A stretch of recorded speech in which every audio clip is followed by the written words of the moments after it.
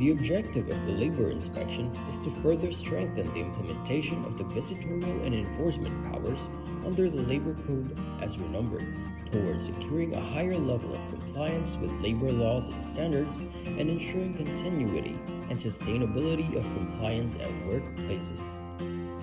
For this purpose, the Department of Labor and Employment delegates this function to the regional offices with the issuance of a list of labor inspectors who are given the authority of conduct inspection, which covers all private establishments, including their branches and workplaces in the regions.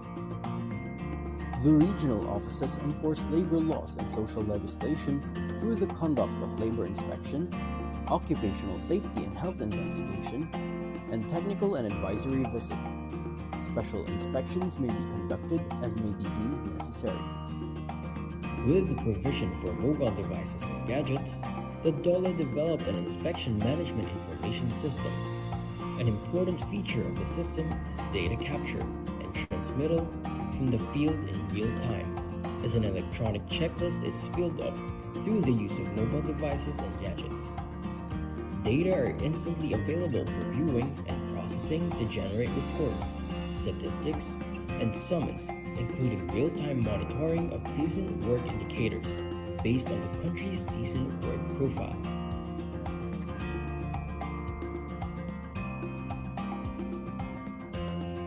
The TAV, or Technical and Advisory Visit, aims to provide assistance to the micro-establishments, or establishments that have 1 to 9 employees, to be sustainable, productive, and competitive. It also aims to transition our micro-establishments to the formal economy that is profitable, while also complying with our labor laws and occupational safety and health standards. There are different ways or modalities to avail TAB. First is the online method. Establishments can enroll in the self-paced technical and advisory modules through our learning management system. For establishments that opted to go with online, they must accomplish the modules within 1 month from the time they registered. Second is on-site. The DOLE regional, field, and provincial offices conduct on-site or face-to-face orientation for the technical and advisory services, wherein micro-establishments are invited to attend. Third is hybrid setup.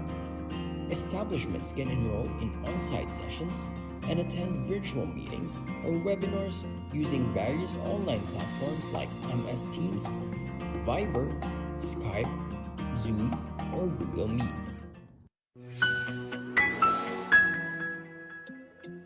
Establishment owners carry a big responsibility to comply with labor laws, including submitting reports and providing documents like payroll records during inspections. But the manual filing process is a major challenge. They need to spend time, money, and effort to fill out forms and deliver them to the DOLE office, often dealing with traffic and delays. Sometimes, there's a long wait just to confirm if the report is accurate and complete. And it's not just employers facing difficulties. DOLE employees also struggle with limited manpower and the time-consuming task of reviewing and processing these reports. The time has come for change. What's required now is a more innovative, streamlined, and efficient process for handling compliance reports. One that will simplify life not just for businesses but also for DOLE employees. Welcome to the DOLE Online Compliance Portal, your all-in-one platform for seamless compliance submissions, designed to make compliance easier and more convenient for establishment owners. Telecommuting reports? Flexible work arrangement submissions? Reporting the 13th month pay? No problem. Even work accident or illness reports and the annual establishment report on wages, everything you need is now in one convenient portal. Plus, the DOLE Online Compliance Portal now includes the latest requirement for reporting movie and television shoots under Department Order 246, Series of 2024. All your compliance needs in one place, quick, secure, and hassle-free. With the DOLE Online Compliance Portal, registering your establishment is a breeze. Our automatic registration system ensures you are instantly compliant with OSH Standard Rule 1020. Once submitted, your certificate of registration is immediately available for download, saving you time and effort. If your establishment has been flagged for non-compliance during labor inspection, don't worry. Required documents can be submitted quickly and conveniently. And if you're missing certain policies, like a mental health program or OSH program, we've got you covered with downloadable templates. Submit these documents directly through the portal, where DOLE inspectors will review, provide feedback, and keep you on track for compliance. With admin access on the DOLE online compliance portal, the labor inspectors can easily review the submitted reports and documents from the establishments. If further verification is needed, they can schedule an online meeting through Google Meet, all within the portal. This streamlines compliance checks, saving time and making the process more efficient for everyone. It's a smarter, more efficient way to stay compliant and keep your business running smoothly. Welcome to a new era of compliance, simplified, fast, and effective with the DOLE online compliance portal.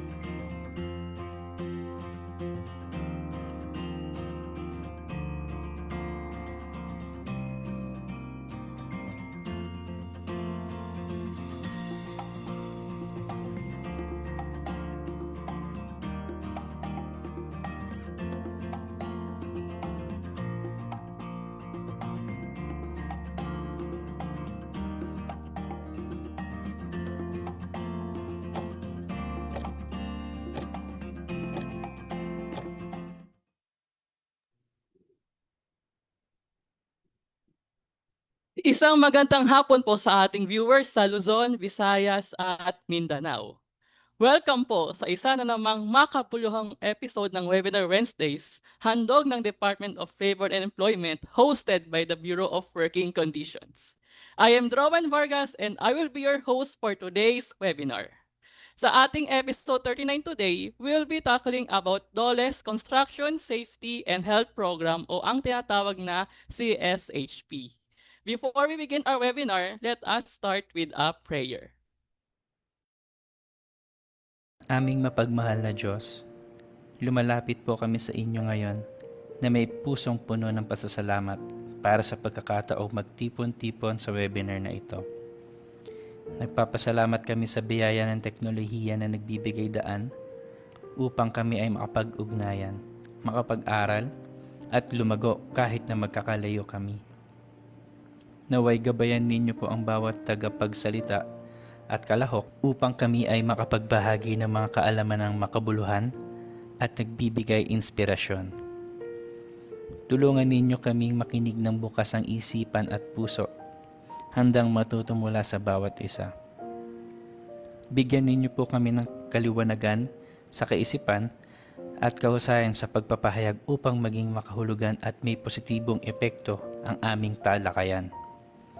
Dalangin namin na ang session na ito ay magtaguyod ng pagkakaunawaan, pagkakaisa, at pagbabahagi ng kaalaman na kapaki-pakinabang para sa lahat. Naway madama namin ang inyong presensya sa aming kalagitnaan na nagtutulak sa isang espiritu na pagkakaisa at respeto. Nagtitiwala po kami sa inyong banal na karunungan upang kami ay gabayan sa anumang pagsubok o hamon na maaari naming harapin sa araw na ito. Sa pagtatapos ng aming pagsasama-sama, naway bitbitin namin ang mga aral na aming natutunan ng may panibagong layunin at dedikasyon. Sa pangalan ni Jesus, kami po ay nananalangin. Amen.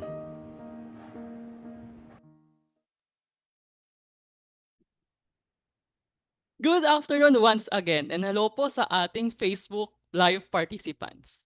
Pakishare na rin ito sa inyong Facebook account and use the hashtag Webinar Wednesdays. You may also share this to your colleagues, friends, and families para mas marami pa ho tayo magkaroon ng bagong kaalaman. For your questions or inquiries, feel free to use the comment section and rest assured that this will be addressed by our resource speaker after the lecture. We will now proceed with the discussion proper. Safety and health on construction sites are not just regulatory requirements. They are essential to ensure that everyone goes home safe at the end of the day. Kaya kaugnay nito, pag-uusapan natin ngayon ang isa sa mga DOLE requirement na may nagalayong protektahan ang mga construction workers maging na rin ang publiko. But before we dive in, let me introduce to you our speaker who will guide us for today's discussion. He is a registered electrical engineer with over 14 years of combined experience in the industrial and government sectors. He worked as an engineer in an industrial company for 5 years before joining the Department of Labor and Employment. He currently serves as a Labor and Employment Officer 3 at DOLE Bureau of Working Conditions. Everyone, please welcome Engineer Gorgonio Greg M. Bello. Magandang hapon po, Engineer Greg. Good afternoon, Sir Owen. Thank you sa magandang introduction. Ngayon nga ay didiscuss natin ang nabanggit natin Construction Safety and Health Program. Yan.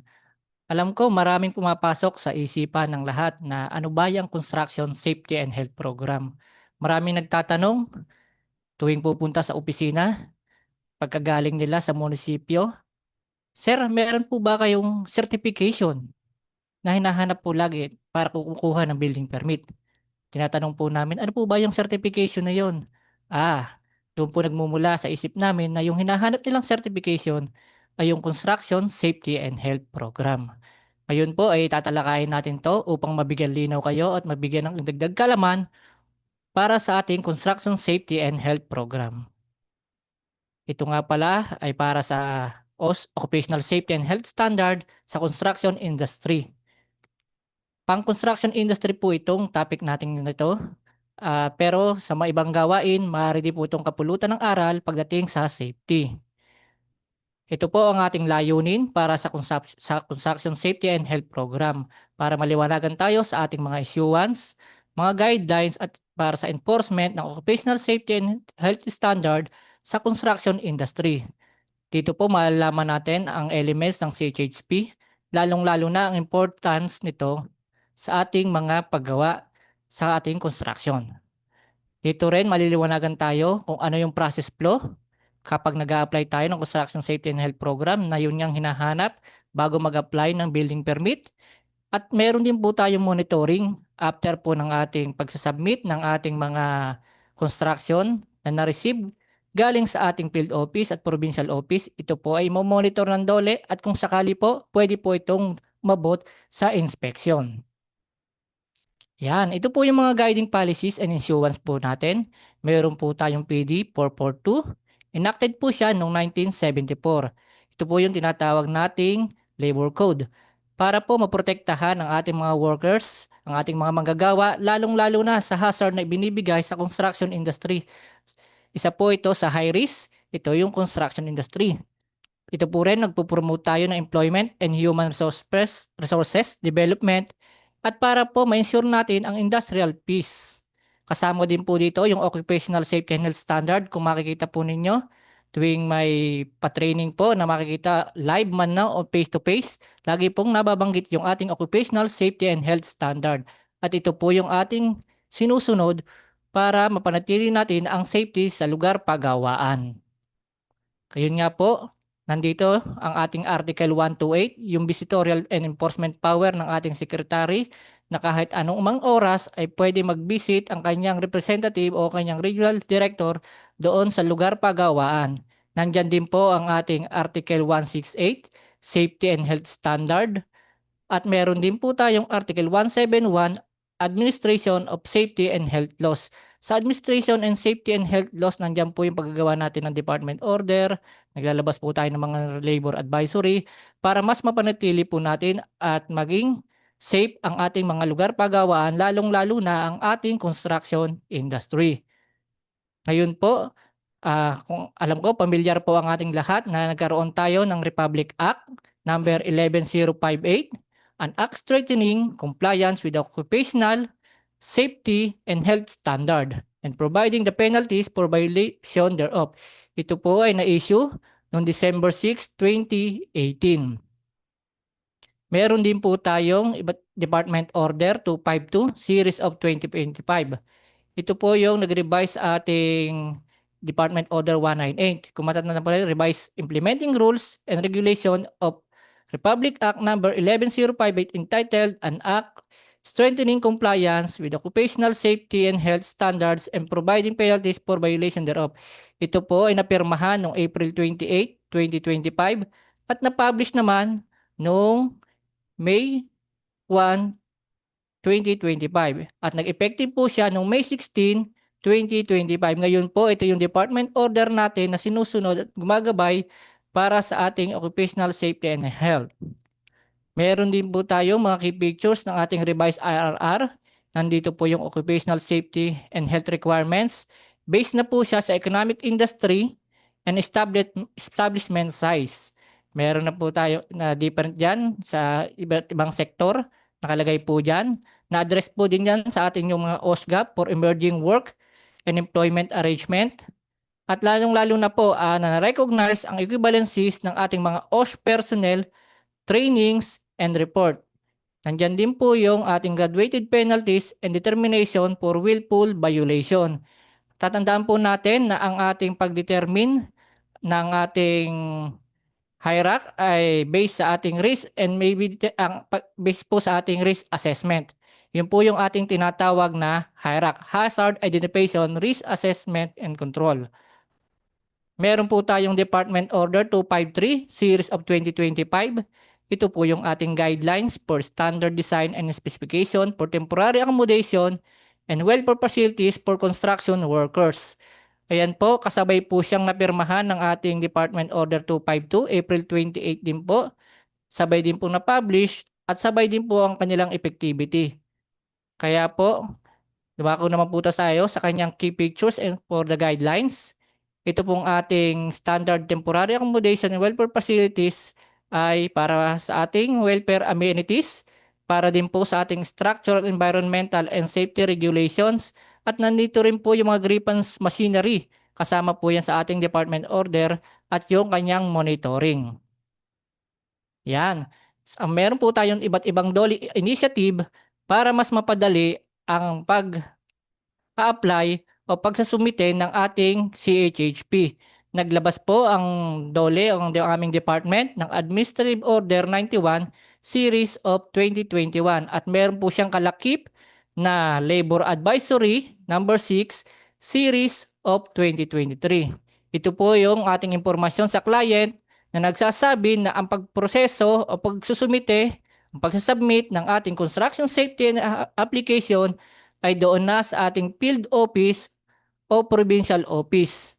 Lahat po ng ating application sa ating mga CHHP ay isasubmit po natin sa ating field office at provincial office. Hindi na po tayo nagsasubmit sa ating mga regional office. Ginawa po ito para mas mapalapit sa ating mga kliyente ang pagsusumite ng kanilang application para sa CHHP para mas lalong mapabilis ang ating proseso.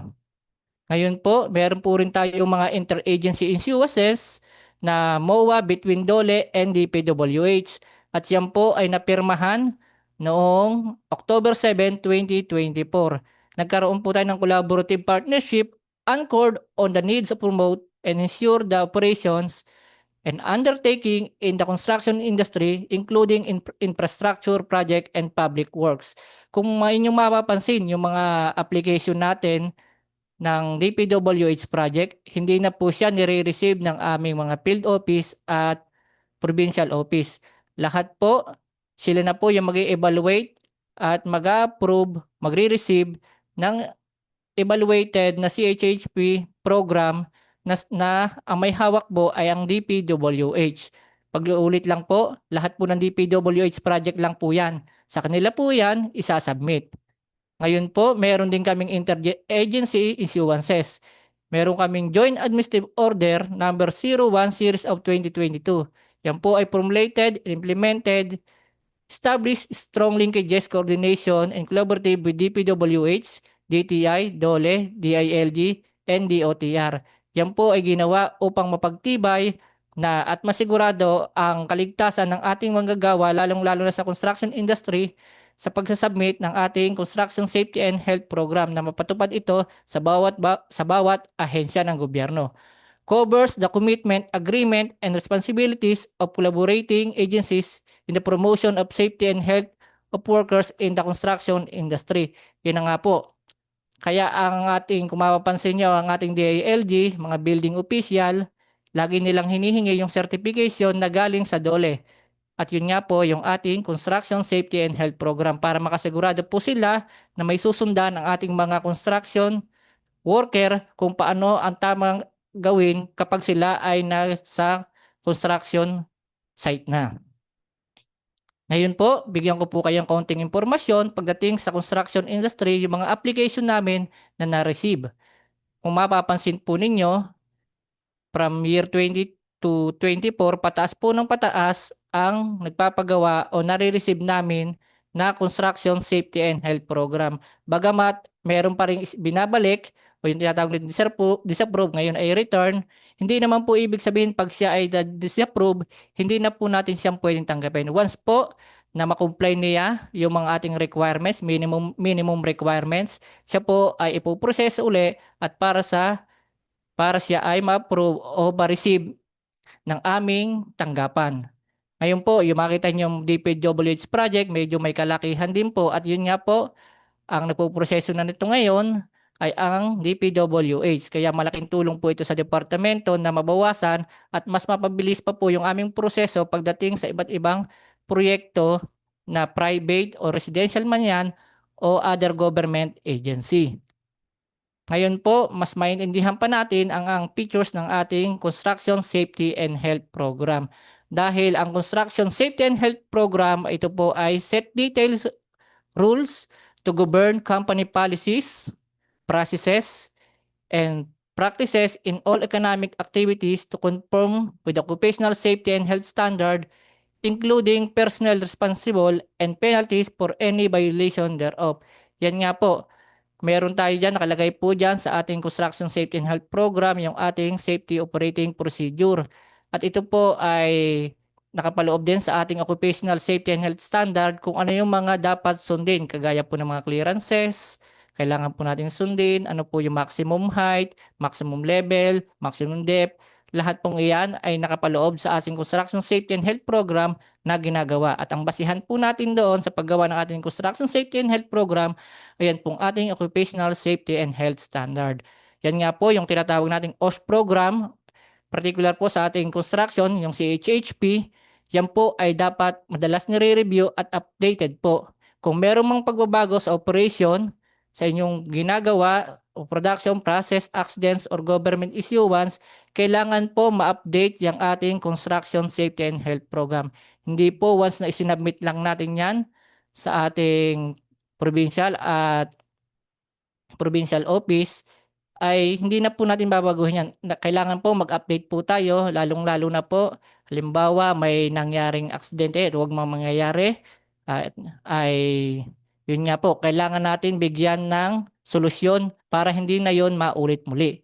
Yun po yung ating iniiwasan at yan po yung ating sinusundan para mas lalo nating mabigyan ng proteksyon yung ating mga manggagawa. Ito po, ang ating Construction and Health Program, meron po tayong for residential or small commercial construction project directly administered by the owner. Malinaw pong sinabi dito na directly administered by the owner. Ibig sabihin lang po niyan kung sino po yung may kanya o yung magpapagawa ng bahay o small commercial katulad ng yung sa tubig, gawa ng tubig o may tindahan ipapagawa na maliit. Pwede po siyang directly administer at yan po yung mga gagamitin niyang forms at checklist. Kung mapapansin naman po ninyo, meron lang yung commitment at yung template. Wala pong kahirap-hirap kung ito po ay gagawin kasi kalimitan sasabihin po pag hinanapan sa building permit, kailangan nyo pong mag-submit ng Construction Safety and Health Program.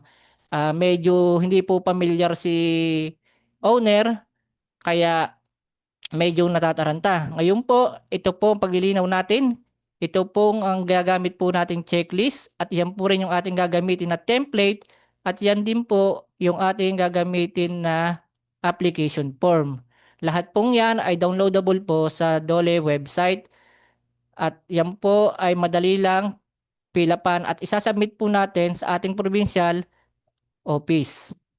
Ngayon po, meron din po tayong other public-private construction project, LGUs, and other government offices project entities.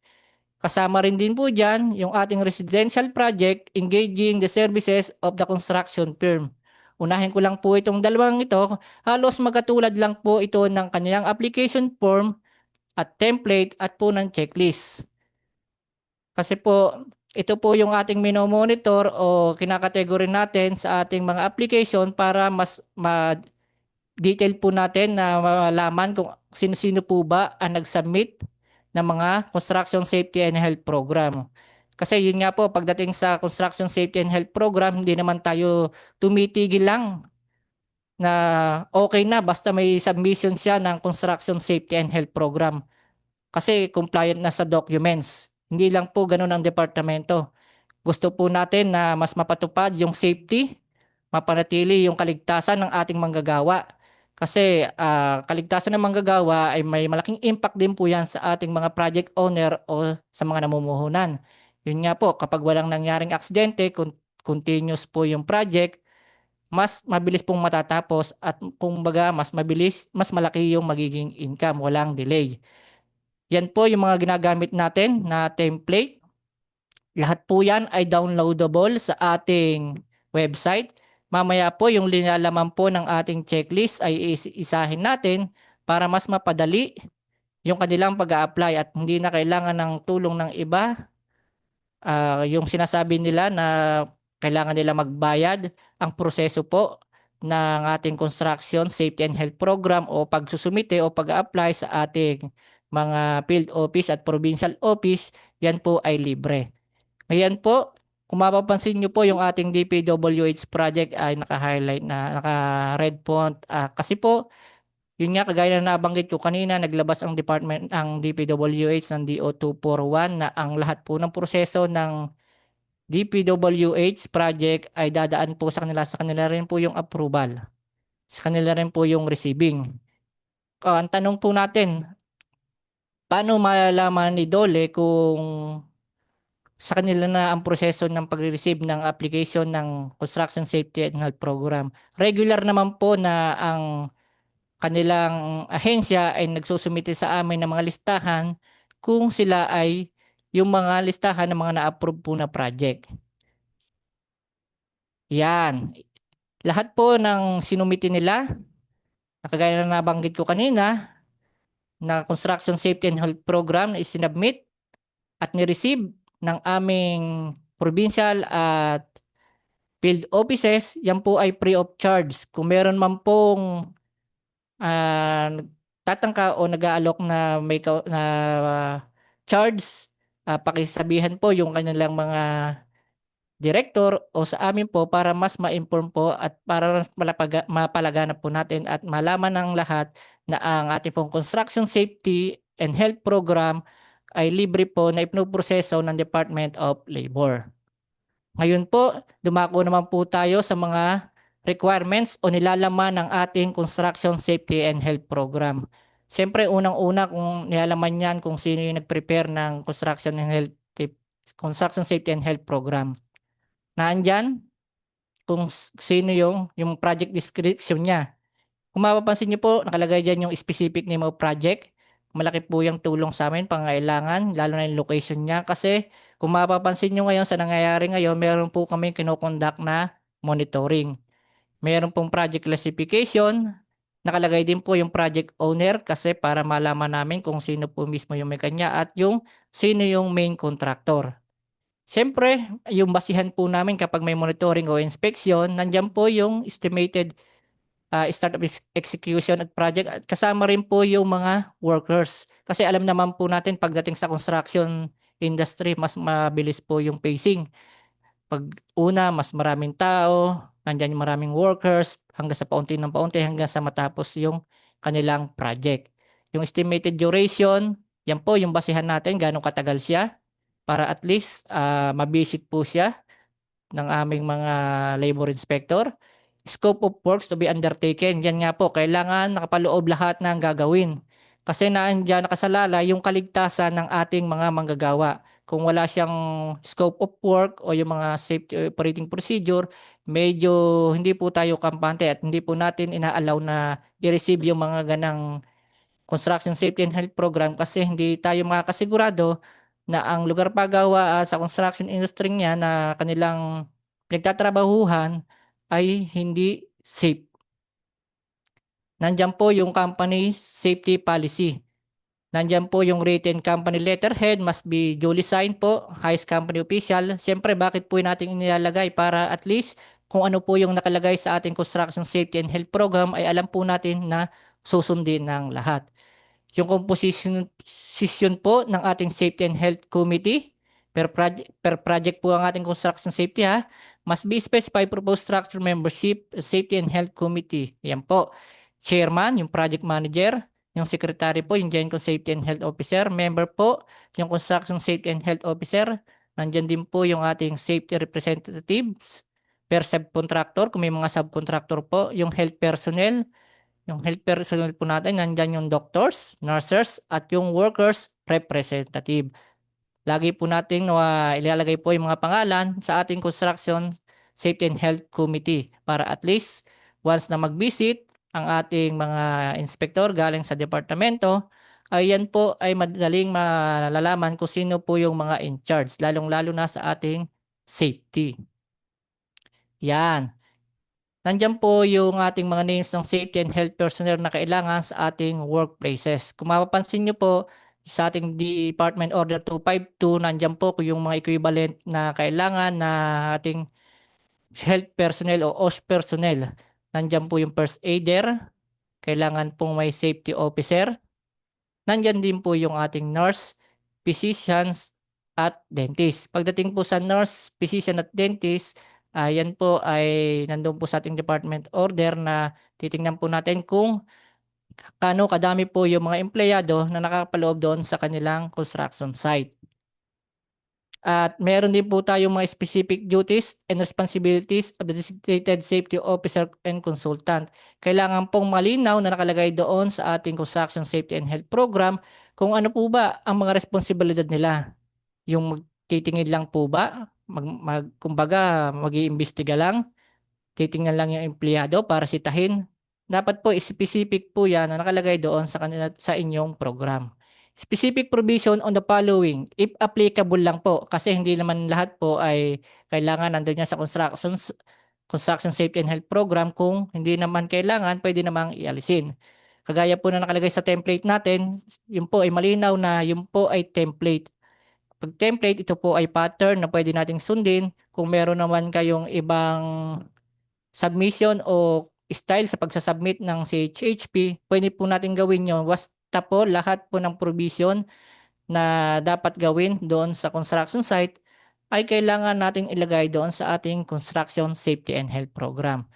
Nandyan po yung Accident and Incident Investigation and Reporting System. Kasama rin po yung protection of general public within the vicinity of the construction site. Kung mapapansin po ninyo sa balita, madalas po yan na galing po sa isang construction industry, nalaglagan po. Yun po, may mga provision po dapat tayo doon na nilalagay yung mga overhead protective device na nakalagay doon po sa ating mga kalsada. Dapat nandoon po yon. Meron po tayong environmental control. Hindi lang po para sa ating safety ng ating manggagawa, kasama rin po yung sa ating environment kung paano po yung proper disposal.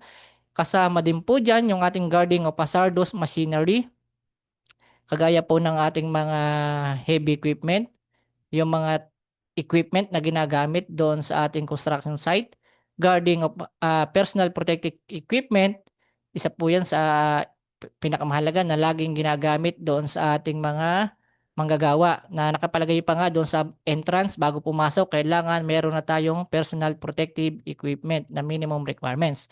Handling of hazardous substances. Kailangan po yan para at least alam natin kung ito bang chemical na to ay pwedeng isama dito, paano ba at saan ito pwedeng ilagay. Andyan din po yung ating general materials handling and storage procedure. Ano ba lagi ang hinahanap natin sa general materials handling and storage procedure? Nandiyan po yung ating SDS, Safety Data Sheet. Napakahalaga po niyan at para alam natin kung kailan tayo dapat mag-aksyon at ano yung dapat natin gawin. Halimbawa may aksidente na nangyari doon sa ating mga chemicals na hinahawakan. Kasi at least dapat yan ay nandoon sa mismong storage para kahit sino papasok doon at alam nila kung saan nila pupuntahan yung ating kopya ng SDS at pagdating po dyan sa storage procedure, alam po natin na mayroon pong restriction kung sino lang yung pwedeng pumasok at maglabas ng mga gamit po dyan. Workers, skills, and certification for critical occupation. Ano po ba yung mga critical occupation?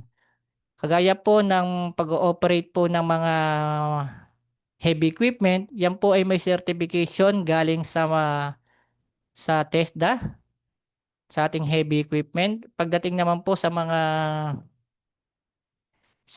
NC electrical, meron din pong NC2 na ibinibigay ang ating TESDA.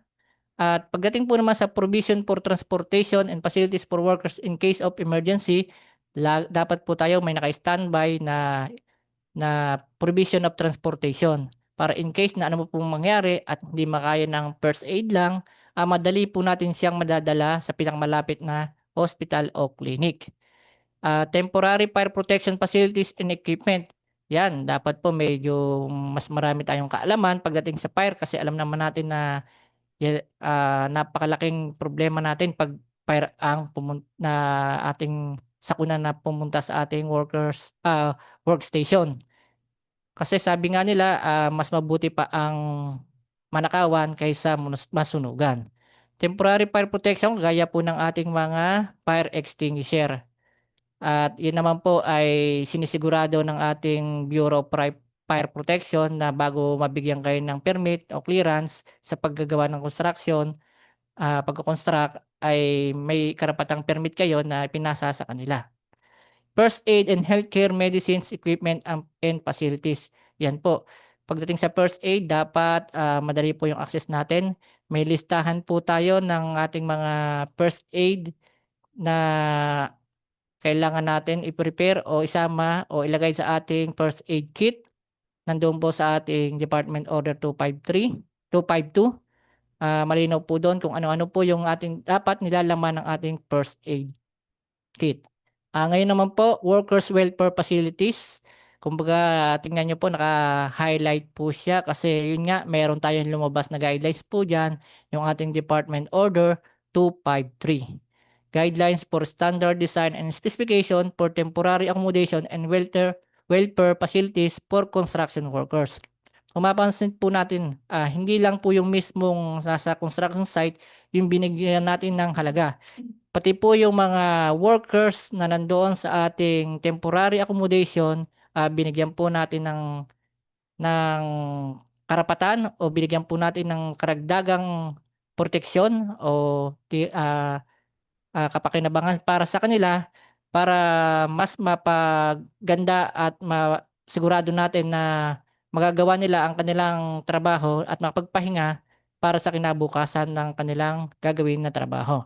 Ngayon po, yung coverage ng ating temporary accommodation ay nag-a-apply lang po yun kung ito po ay magtatayo ng temporary accommodation to their workers or when required under sa guidelines po ng department order. Kung hindi naman po magtatayo at hindi required sa ating department order, pwede naman pong walang temporary accommodation. Yan po. Ito po yung mga temporary accommodation and welfare facilities na kailangan paglagyan po. Nandito po yung standard, advanced, and critical construction. Ano-ano po ba yun?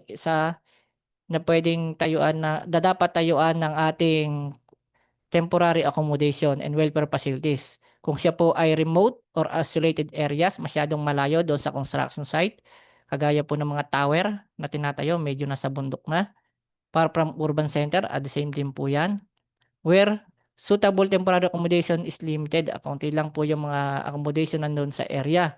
Where the nature of engagement requires workers to be available at short notice, and employer, project owner, and contractor shall provide temporary accommodation to workers. Kung mabilisan lang po yung trabaho at walang abiso, kailangan sagutin po naman ni project owner ang pagpo-provide ng temporary accommodation. Ayan nga po, yung nabanggit kanina kung ano-ano po yung construction project based on complexity. Andiyan po yung category A, routine projects, low-rise building. Ano nga ba yung low-rise building? Yun po yung mga 1 to 5 stories. Yun po yung hanggang 3 meter po yung equivalent po ng ating 1 story po dyan sample. Residential housing, small scale renovation, and landscaping project. Pag-category B po, nandiyan po yung ating standard project, commercial building, mid-rise, complexes, and infrastructure works such as roads and bridges.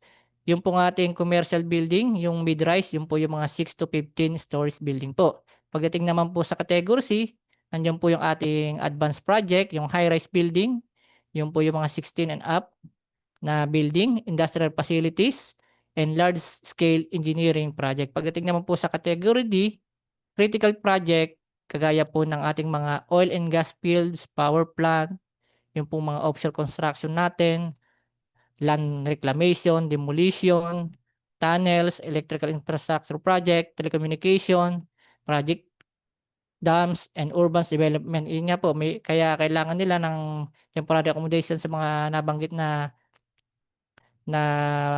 complexity ng ating construction project para po mas mabigyan ng na pahinga yung ating manggagawa. At hindi lang po pahinga ang kanilang naandyan, kasama rin po yung mga dito po yung mga sample ng mga ating temporary accommodation. Pwede po siyang container vans, frames, tent, modular barracks, or mobile homes. Pwede rin po siyang dormitory style housing, can accommodate multiple workers in shared space, typically with bunk beds. Ayan po yung mga pictures niya, pwede po siya. At pagdating po sa ating department order, meron po tayong mga annexes na mga sample drawings po na nandoon para po mas makita natin kung ano yung mga sizes na requirements. The employer and project owner or contractor may also consider, pwede po nilang i-consider po yung ating yung temporary accommodation sa arrangements mo ng kanilang workers kung ito po ay nasa private and local apartment, pwede rin pong boarding house or community housing established in the collaboration with the local government or organization. Ang tanong po, alin po yung i-monitor dito, i-inspect ng aming labor inspector? Yun pong nasa taas na A and B, yun po yung i-monitor po ng aming mga labor inspector, yung container vans, dormitory, kung ito po ay sumunod sa temporary accommodation na requirements o sizes. Pagdating po sa baba, yung A and B, yan po ay si LGU na kasi ang nag-handle po niyan yung mga boarding house. Tapos, ito po yung mga communal areas na kailangan po sa ating design specification po ng ating temporary accommodation. Water station, hindi na naman po bago ito. Yung mga water station, toilet, bathing facilities, kasama rin po yung laundry area, kitchen, dining area. May mga measurement po yan na makikita natin sa ating department order. First aid kit and access to healthcare, communication facility, interfaith facility, and recreational and social facilities. At hindi po nawawala yung ating designated smoking area. Yan. Ngayon naman po, ito po yung contain ng ating CHHP doon sa ating mga isinusumite na programa. Kasama din po yung proposed hour of works and rest break. Napakahalaga po niyan na kailangan may proposed hours of work siya para alam natin kung hanggang anong oras nagtatrabaho ang ating mga construction worker doon sa construction site. Kasama po yung construction waste disposal, kagaya po na nabanggit kanina, para po sa environment natin. Yung tamang pagtatapon ng mga waste disposal. may mga nabubulok, di nabubulok, yung mga scrap na bakal, alam po na nila at nagkakaroon po tayo ng mga orientation kung saan po dapat at ano yung kanilang dapat sundin. Testing and inspection of construction heavy equipment. Bakit kailangan 'tong testing and inspection of heavy equipment? Para po ma-ensure po natin na ang ating heavy equipment na ginagamit doon sa construction project ay hindi siya yung pagmumula ng aksidente. Alam po natin yung gagamit ng ating construction safety and health construction heavy equipment ay may kaalaman para sa tamang paggamit ng ating mga heavy equipment. Nandiyan din po yung ating disaster and emergency preparedness contingency plan. Ang ngayon po, alam naman natin na lagi tayong pinapasok ng bagyo. Kailangan meron tayong mga emergency plan. Yung lindol, medyo napalimit din po ng mga nakaraan. Kaya alam po natin kung ano yung ituturo sa kanila at yung susundin kung may ganitong mga disaster na pumupunta na tayong ah, na-encounter sa ating construction site. Pandemic control plan if applicable. Yan, alam naman po natin na nagkaroon tayo ng COVID-19 para alam po na halimbawa, 'wag naman sana mangyari muli na may pandemic ay meron po tayong susundin o protocol para sa ating pandemic control plan at alam po ng ating mga manggagawa kung ano yung dapat nilang gawin. Meron din po tayong standard operating procedure and job hazard analysis. Yan po ang napakahalaga, magkaroon tayo ng SOP at job hazard analysis. Lalong-lalo na sa ating site clearing, alin po ba yung mga dapat unang tanggalin, paano at saan dapat ilagay yung mga na site clearing. Lalong-lalo na sa excavation, alam po na kailangan maglalagay ng barrier, ano yung mga distances na lalagyan sila ng signage para hindi mahulog doon sa excavation. Ano yung mga equipment na nandoon sa excavation na ginagamit. Yung ba ay may mga proper training o NC na sa kanilang mga operator. Kasama rin po dyan ang erection and dismantling of scaffolds and other temporary working platforms. Ayan, alam niyo naman po na napakalaki ng contribution ng scaffolding sa ating construction project. Napakalaking tulong po niyan. Kaya dapat may sapat na manggagawa na may kaalaman na nag-train ng scaffolding training, NC, para maging ligtas ang ating mga trabahador lalo na doon sa nagtatayo ng ating mga scaffolds at hindi lang sa pag-erect ha. Huwag tatandaan kasama yung dismantling. Temporary electrical connection and installation. Yan po, napakahalaga niya temporary electrical connection and installation kasi kalimitan, sabi nila, yan ang pinagmumulan lagi ng pag nakuryente ka, aksidente. Hindi lang naman nakuryente lang ang mangyayari, lalo na kung elevated platform yung iyong kinakatayuan. Kapag elevated, nakuryente ka na, may posibilidad ka pa na mahulog. Lalong-lalo na kung hindi ka nakapagsuot ng mga safety PPE. Kaya napakahalaga na yung ating mga maglalagay ng ating electrical connection at installation ay may proper training din o tinatawag nating NC2. Maaaring NC2 or higher pa. Use of scaffolds and other temporary working platforms. Yes, dapat po lahat yan. May kaalaman yung ating mga gawa dyan. Nandyan kung paano siya itatayo, paano i-dismantle, yung mga hazard sa paligid bago yan itayo. Dapat po nakasulat po yan. Working at unprotected elevated working platforms or surface. Use of power tools and equipment. Yung po bang ating workers ay hinahayaan natin na gumamit ng halimbawa grinder. Ano po yung inaalis po niya yung cover. Dapat po nakasulat yan. Hindi lang po dapat nakasulat doon sa papel at nating napapaliwanag sa ating mga manggagawa o sa ating construction worker kung paano po ang tamang paggamit. Alam ko na may mga training po yan kaso medyo yung iba may alam naman natin pagdating sa construction industry, hindi natin maiiwasan yung medyo may pasaway. Pero sa unti-unti naman yan po ay nababago ang ating kanilang pag-uugali at naiiwasan na yung hindi pagsunod sa ating safety operating procedure. Gas and electric welding and cutting operation, nandyan din po yan. Kaya nagbibigay po yung ng clearance. ang ating BFP bago magkaroon ng gas and electric welding cutting operation. Working in confined space, yan po napakahalaga na magkaroon ng safety operating procedure dyan. Kasi hindi po natin alam kung yung bupuwang pupuntahan nila o babaan nila na butas o tangke o lilinisin nila ay sapat po yung hangin o yung oxygen na nandoon sa mismong loob ng confined space. Baka pagpunta po nila, hindi po sapat yung oxygen doon at mawalan sila ng malay at magdulot ng kapahamakan sa taong gumagawa doon. Use of internal combustion engine, yun po yung tinatawag nating genset, yung internal combustion engine o ICE. Kasi halos naman alam natin na kapag walang supply ng kuryente sa construction site, nandyan po yung ating internal combustion engine na ginagamit natin na temporary supply ng electricity. Alam po ba kung paano mag-operate? Ano po ba yung mga hazard na nandoon sa construction sa internal combustion engine? Properly informed po ba? Yan po ay kasama rin po yan handling of hazardous and toxic chemical substances. Kagaya nabanggit ko kanina, kailangan may SDS at yung SDS hindi lang nakatago doon sa office ni engineer. Kailangan readily available din siya kung saan nandoon yung mga toxic chemicals na ini-stored. Use of hand tools, yan, nabanggit ko na rin kanina. Use of mechanical and lifting appliances for movement of materials. Use of construction heavy equipment. Demolition.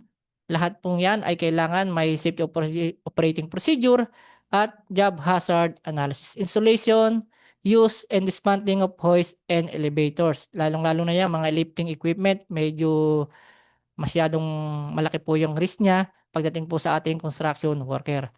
Meron po rin yan kasama dyan sa ating CHHP, yung ating number 9, penalty sanctions for violation of the provision of safety and health program. Ano po ba yung mga provision na sanction? Kailangan po mag-report, tanggalin agad, huwag naman ganon.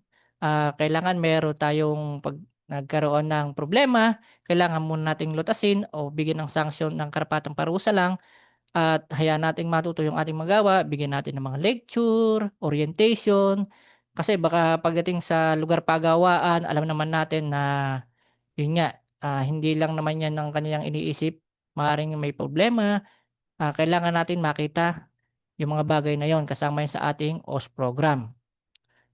Yan nga po, kasama sa mga attachment, marami pong hinahanap na Rule 1020, Occupational Safety and Health Standard. Ito po ay one-time registration lang at meron po tayong online compliance portal. Mas pinadali po natin ang pag-a-apply ng ating Rule 1020 through online na lang po siya. Photocopy of Notice of Award kung sakaling pong ang winning bidder. At kasama din po dyan yung photocopy of valid pickup license. At kung siya po naman ay joint venture o contractor, pickup special JB license at JB agreement.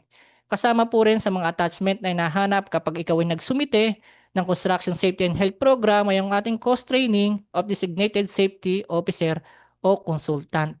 Kasi alam po natin, marami po lumalabas sa social media na ang kanilang safety officer ay sa kasamaang palad ay may gumagawa ng hindi maganda at tinutulad o gumagawa ng fake safety training. At pagdating naman po naman sa safety officer, huwag kayong mangamba kasi yun naman po ay kapag nakapag-training kayo ng 40 hours, depende po sa pag-training ng 40 hours, yan po ay pwede kayong i-designate at safety officer 2 na nakapaloob po doon sa ating Department Order 252. At pagdating naman po sa photocopy of standard first aid training and valid ID of designated first aider, meron naman po tayong nilabas dyan na Department Order. May reference po tayo na naglalagay po doon na pwede na rin pong gamitin yung mga sa NDRRMC. Yung pong sa ating mga munisipyo na nag-conduct ng training. Pagdating po dyan yung photocopy of BOSS training for occupational health nurse and designated and OHNARS if applicable po kung kailangan doon sa construction site o kailangan doon sa pinasa natin na Construction Safety and Health Program na nakadepende sa ating numbers of workers. Kasama rin po dyan sa ating mga attachment, yung photocopy of basic OS training, occupational medicine, kagaya po ng occupational health nurse, kung meron po silang ganitong karaming manggagawa na kailangan ng occupational safety, occupational medicine for designated OSH position. Kasama rin po dyan yung Certificate of Inspection of Testing Construction Heavy Equipment or yung ating CHE, Construction Heavy Equipment, conducted by DOL Accredited Inspection and Testing Organization if applicable lang po yan. Kung sakaling applicable po siya, sino po ang mga nagtetest niyan? Meron pong listahan sa Occupational Safety and Health Center, nasa kanilang website. Pwede niyo pong i-visit o i-check kung yung pong inyong kukuhanin na magtetest ng construction heavy equipment ay nandun po sa kanilang accredited list. Pagdating naman po sa number 9, kasama po yung ating hinahanap na skill certificate of construction heavy equipment kung operator issued by TESDA. Kung yan po ay kinakailangan nilang. Contract with a nearby hospital clinic in lieu of required infirmary hospital if applicable. Meron din po tayong documents to prove that the project is not yet complete or finished if needed lang po. Pero tandaan naman po ninyo, yan, hindi namin po pinipigilan o at pinapahintulutan po namin na mag-submit pa rin po kayo ng Construction Safety and Health Program kung sakaling nakapag-umpisa na. Kasi yun nga po, mas gusto po namin na magkaroon kayo na makapag-submit kayo para alam po namin na yung ginagawa ninyo ay nakapaloob pa rin sa inyong Construction Safety and Health Program, yung mga gagawin sa mga natitirang araw ng mga nasa construction site ang inyong mga workers. Yan po, kung mapapansin po ninyo yung aming mga template, yung mga checklist na aking pong ipinakita, yan po ay pwede nating ma-download sa aming website, bwc.dole.gov.ph. Pwede nyo pong hanapin doon. Available po siya lahat. Para mas madali po ang inyong pag-apply. Yan, meron po tayong CHHP process flow. Pagdating po sa CHHP process flow, huwag kayong mag-alala, mabilis lang ang proseso ng aming departamento. Sa loob po ng 4 na araw at 4 na oras, pwede pong matapos ang inyong proseso. Yun na po yung pinakamatagal. Mag-start po siya sa pagsasubmit ninyo, pagsusumite sa aming provincial at field offices. At yun po yung i-receive at i-record po ng aming mga CHHP evaluators. I-review po yan.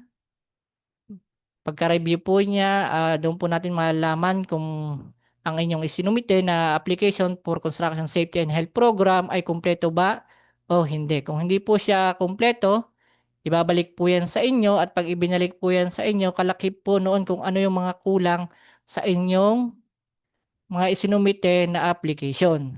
Hindi po ibig sabihin noon ay hindi na ulit tatanggapin yan, hinihintay lang po at para ma-ensure po lang na ang inyong Construction Safety and Health Program ay sapat o kumpleto para sa mga gagawin doon sa construction site. Once na makumpleto niyo siya, pwede niyo po siyang isubmit ulit. At kung siya naman ay kumpleto, i-stamp receive po siya. Kung dati po approval yung ginagawa, ngayon po ay stamp receive na lang po, parang equivalent din po siya sa approve. At yung application na yun ay i-release po ng ating evaluated approved na may stamp receive. At yung buong proseso niyan ay aabot po ng, kagaya nabanggit ko, 4 na araw at 4 na oras. Kung sakali naman pong medyo bakante yung ating mga evaluator at hindi ganun karami nag-submit, mas mapaaga pa po yun dyan sa nakalagay nating process cycle time. Ngayon po, hindi lang po para ma-ensure ang ating Construction Safety and Health Program, hindi lang po programa ang ating ginagawa. Nagkaroon din po tayo ng monitoring. Sa pamamagitan po ng monitoring, doon po nating maalaman kung yun pong Construction Safety and Health Program na ginawa ay nai-implement sa construction site para po mas makita natin na mas ligtas yung ating mga construction worker sa lugar pagawaan. At yun nga, kaya nabanggit ko, napakalaking tulong nito sa mga namumuhunan. Unang-una, mayroong application ng CHHP mag-a-assign po yan ng magko-conduct ng monitoring at 'pag nag-comply po sa monitoring na yon, tapos na po yung proseso. Pero kung sakaling hindi po siya mag-comply o may kakulangan doon po sa kaniyang monitoring o yung sa construction safety and health program niya na inilagay at yung hindi nai-implement ng tama, meron po tayong tinatawag na high risk, meron pong medium risk at low risk. 'Pag high risk po, meron po tayong 5 days na correction period o rectification, kasama po diyan yung ating PPE, yung mga permit po ng ating mga elevators at yung mga related equipment. Kailangan po within 5 days wherein na ma-visit po siya o ma-monitor, mabigyan po siya ng corrective action. At pagdating naman po sa ating medium risk, kagaya po yung failure to conduct OSHI and orientation of workers, wala rin pong toolbox meeting na ginawa, wala rin pong safety officer sa site, wala rin pong first aider, wala rin pong health facilities at workers welfare facilities, wala po siya. Meron po kayong 15 days para i-rectify siya. At 'pag 30 days naman po sa low risk, yung no CHHP, yung pong CHHP baka nandun sa opisina, hindi lang nadala sa construction site o dun sa lugar pagawaan. No safety signages, hindi po siya ilagay. No safety and health committee, baka hindi po naisulat o hindi present yung mga safety and health committee doon sa area. Paano i-rectify po siya? Once na ma-monitor po siya, yun po sa aming regional office, field office or field office. Yan po ay ibe-verify nila kung yung lahat po na nakita nila sa kanilang monitoring ay nandiyan po ba. Kaya diyan din po nila malalaman, kaya iwasan po natin yung mga gumagamit noong mga nakalagay kanina sa small residential and small commercial.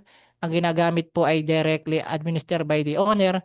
Ngayon po sa pamagitan ng ating monitoring, makikita po natin kung siya po ba ay yun talaga yung dapat gamitin na application form o yung para sa private o yung residential with contractor. Kaya during monitoring, makikita po lahat yan ng aming mga labor inspector o assistant labor inspector. At kung sakaling kayo po ay mapatunayan na yung ginamit po na application form para po doon sa inyong construction activity, yan po ay pwedeng i-report sa PICAB. Yun po, si PICAB na ang bahala sa inyo kung ano yung gagawin sa inyong license. At kung sakali naman po na hindi nyo makomply yung rectification period na ibinigay sa inyo during monitoring, pwede po siyang mag-elevate at masubject sa inspection. At pagkatapos naman po niyan, nag-okay naman po yung mga rectification period, tapos na po yung proseso. At pag pumako naman po tayo doon sa ating inspeksyon, kasi yun nga nabanggit ko na kung siya ay hindi ma-rectify sa pagsa-submit ng documents, pwede po siyang ma-subject for inspection. Pagdating naman po sa inspection, mabibigyan po ng authority to inspect yung aming mga labor inspector para puntahan ang inyong mga construction site. Doon po sa construction site, titingnan po yung mga violation, ililista po nila sa kanilang notice of result, inspection result. Nandiyan po yung magkakaroon ng opening conference, examine of records. Mas marami po yung mas titingnan sa inyo sa inyong construction site. Hahanapin yung mga 3 years records, interviews ng employees, at buong premises po niya ay kanila pong i-inspect.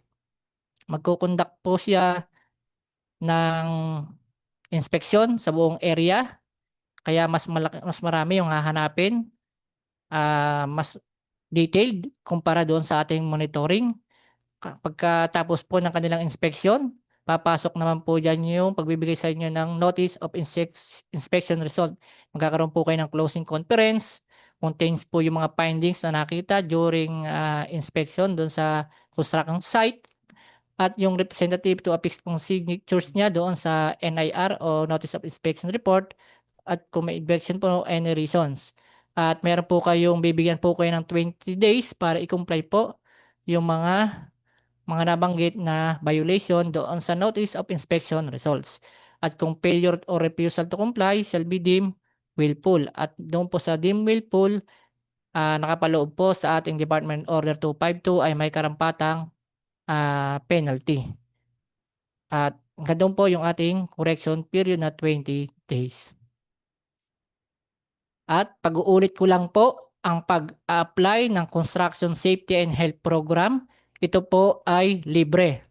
Libre po ang proseso sa Department of Labor sa aming field offices and provincial offices. Maraming salamat po.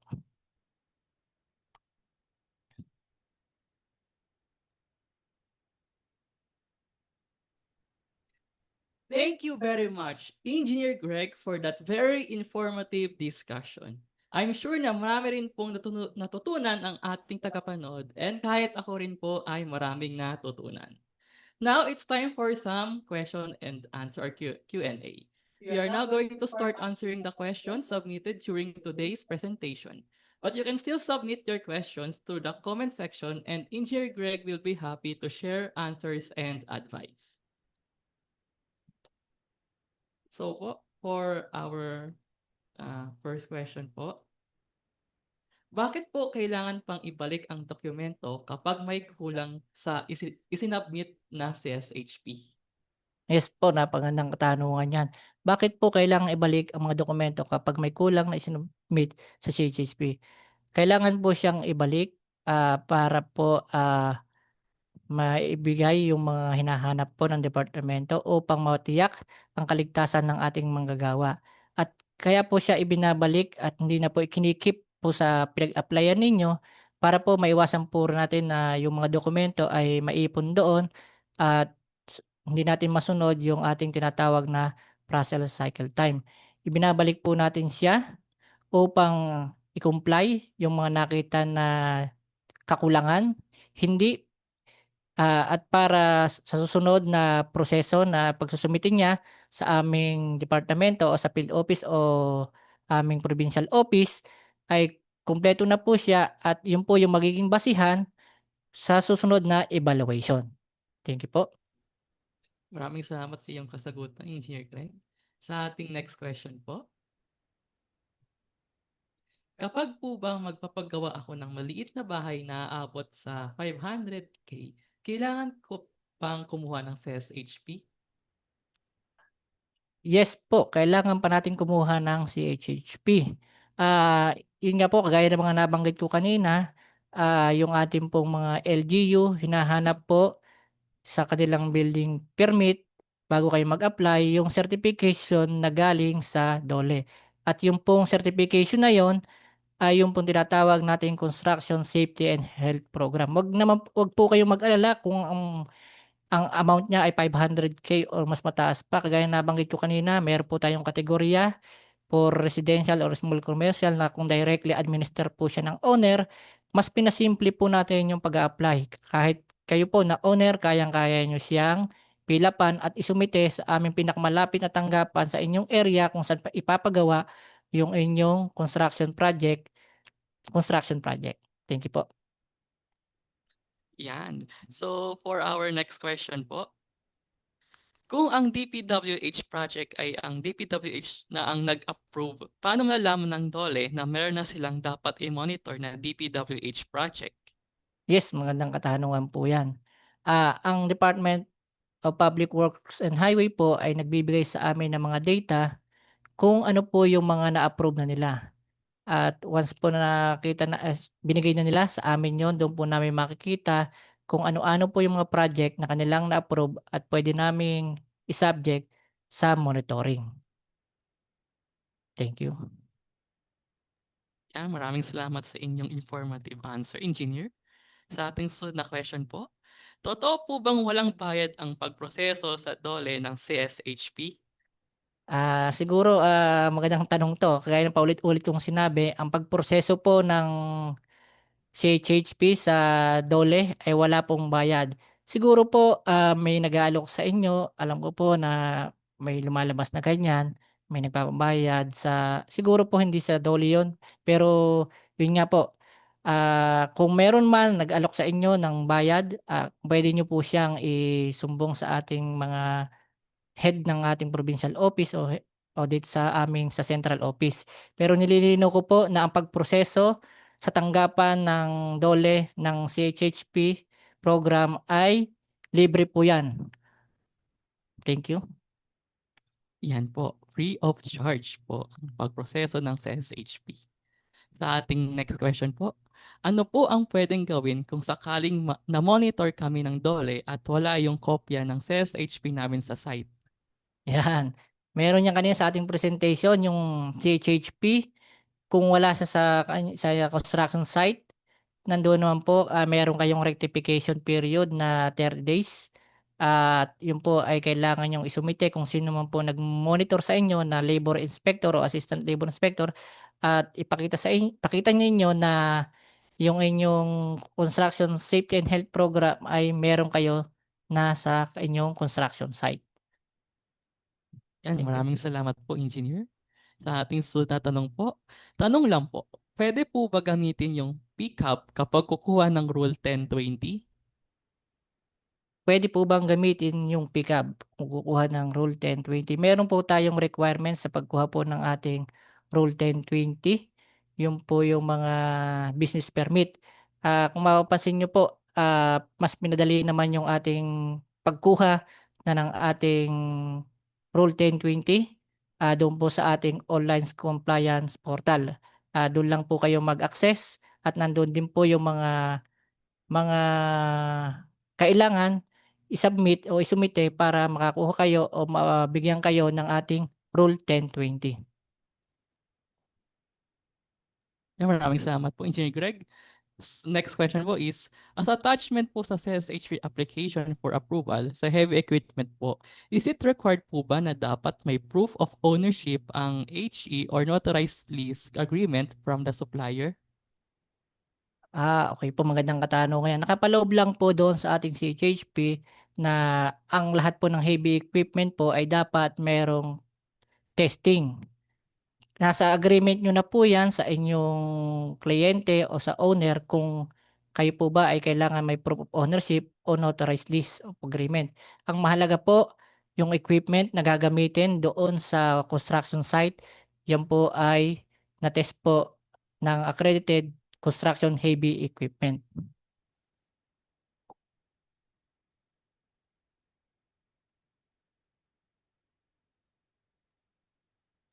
Yan, maraming salamat po, Engineer Greg, ulit.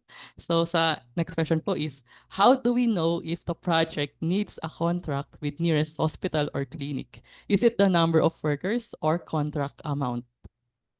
Ang amount po, wala po siyang kinalaman. Nakadepende po yan doon sa ating number of workers. At yung number of workers po niya, nandoon po yan nakapaloob sa ating Department Order 252. Meron po siyang table doon na pwede nating tingnan kung kailangan na po natin ng contract doon sa nearest hospital. Yan, maraming salamat po sa inyong kasagutan, Engineer.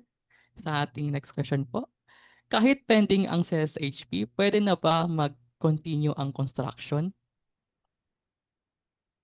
Maganda pong katanungan yan. Kahit pending ang CHHP, pwede na bang mag-continue ng construction? Gaya po ng nabanggit ko kanina, ang CHHP po ay hinahanap ng ating mga building official o LGU.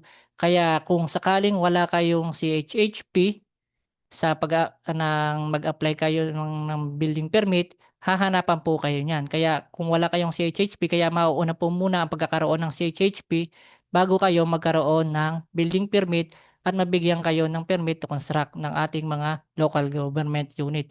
At kung sakali naman po, yung may cases nga nangyari na gano'n na nakapag-umpisa na ng construction tapos hindi pa wala pa yung ating construction safety and health program, ina-advise ko po na mag-submit pa rin po kayo para sa mga natitirang araw o mga aktibidad para sa construction site ninyo ay ma-monitor pa rin natin na meron tayong safety operating procedure na sinusunod o job hazard analysis na sinusunod pagdating doon sa mga natitirang mga gagawin pa sa inyong construction site. Yan, maraming salamat po, Engineer Greg.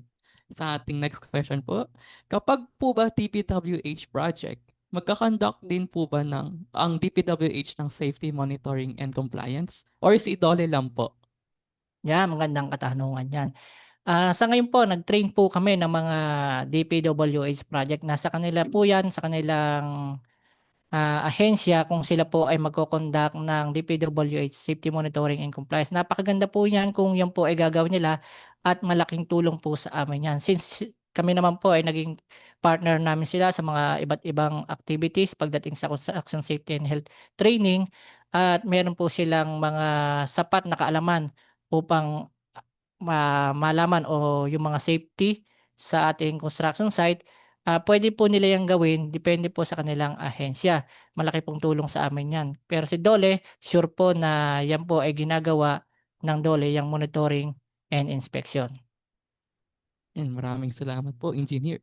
Sa ating next session po, pag na-submit na po ba corrective based na findings sa SHP, ulitin pa po ba namin lahat ang pag-file or submit lang yung kulang sa findings?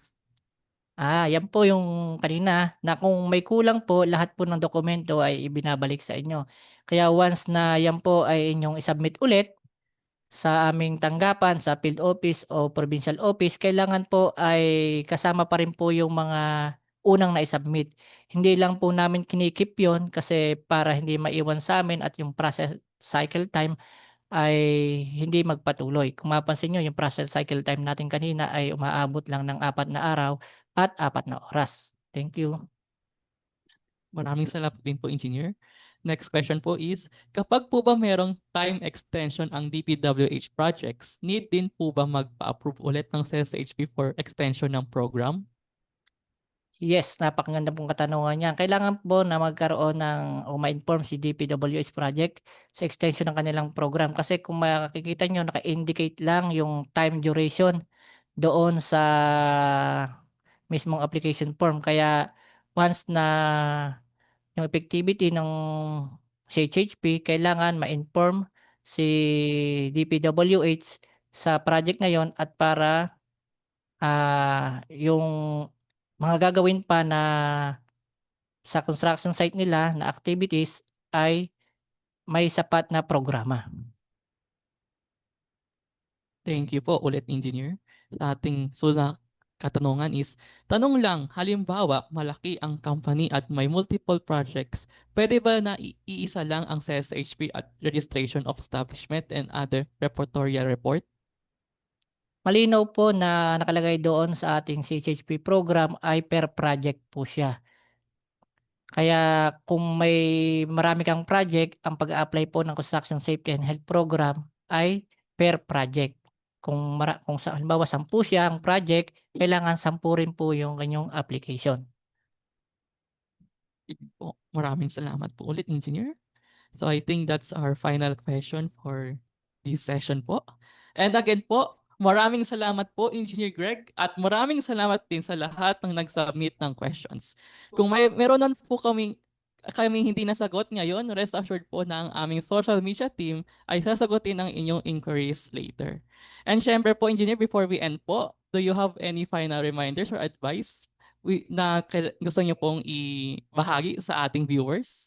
Yes po, sa ating lahat, lalong-lalo na sa ating mga manggagawa sa construction site, lagi po tayong mga sumunod sa safety protocol. At kung ano man po yung mga nakita ninyo na risk o hazard doon sa lugar pagawan, agad ipagpaalam nyo sa management upang mabigyan ng aksyon at hindi na umabot sa aksidente. Maraming salamat po. Yan, maraming salamat po, Engineer Greg. And maraming salamat din po ulit sa ating viewers. Announcement lang po, ang topic po natin para sa susunod na episode ng Webinar Wednesdays ay Workplace Safety and Productivity, the value of a drug-free environment. For more concerns po or inquiries, you may send us an email at ask@bwc.dole.gov.ph or call our Dole hotline 1349. Again, please follow us at Dole BWC at Dole BWC 1949 on Facebook, X, formerly Twitter, YouTube, and Viber to stay up to date with the latest announcements and activities from BWC and Dole. If you miss any of our webinars, please head to our YouTube channel at doon po mapapanood lahat ng ating #Webinar Wednesdays episodes from Season 1 to Season 3. I-share na rin ninyo ang video na ito at sa inyong mga friends and family and colleagues At huwag kalimutang gamitin ang hashtag Webinar Wednesdays para mas marami pa ang mag-i-inform sa mga programa ng BWC, DOLE at ng kanilang mga attached agencies para sa kapakanan ng mga manggagawang Pilipino. On behalf of the Bureau of Working Conditions, maraming salamat po sa inyong pakikiisa. See you sa ating susunod na episodes. Once again, this is Drowen Vargas, your moderator, signing off.